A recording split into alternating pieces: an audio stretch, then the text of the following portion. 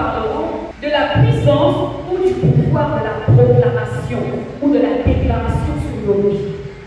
C'est aussi une forme de prière. Ce n'est pas une prière de supplication, ce n'est pas une prière de combat que je veux dire, c'est libère la vie, mais c'est une prière où je déclare ce que je veux voir dans ma vie. C'est en quelque sorte une prière prophétique où je déclare ce que je veux vivre, ce que je mérite, ce que Dieu m'a donné. Pourquoi je vais décréter?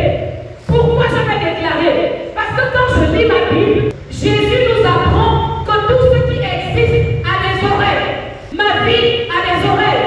La maladie que j'ai a des oreilles. Le célibat a des oreilles. Le chômage a des oreilles. Le cancer a des oreilles. Le diabète a des oreilles. Les arbres ont des oreilles. On nous parle des figuiers. Jésus a faim. La Bible nous dit que Jésus veut manger. Il a tellement travaillé. Et il voit un figuier de loin.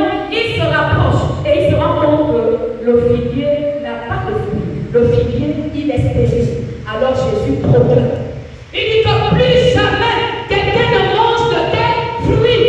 Il a fait ce qu'on appelle une déclaration. Le lendemain, Jésus passe par le même chemin avec ses disciples.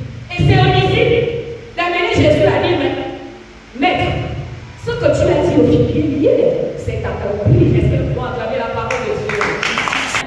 Après ma parole, c'est pourquoi Dieu nous a donné la bouche. Et la parole nous dit, la vie et la mort, nous l'avons. Oh, nous l'avons.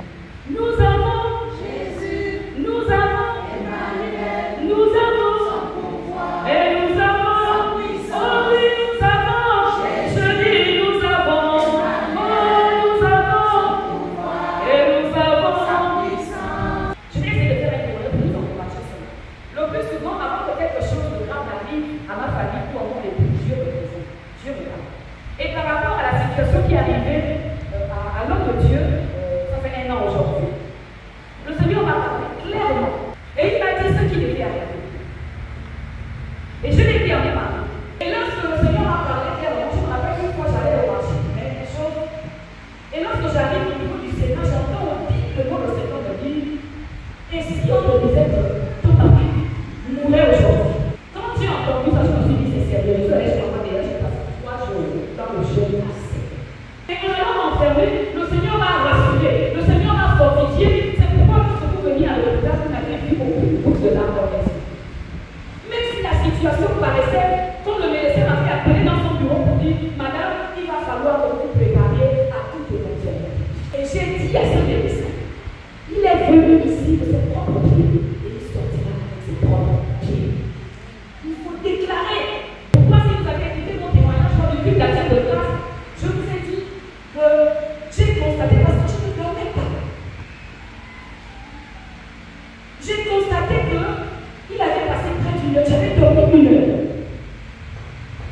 Et quand je me réveille, je ne sais pas dormir.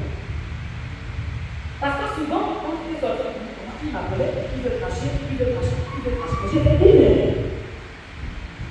Et c'est là où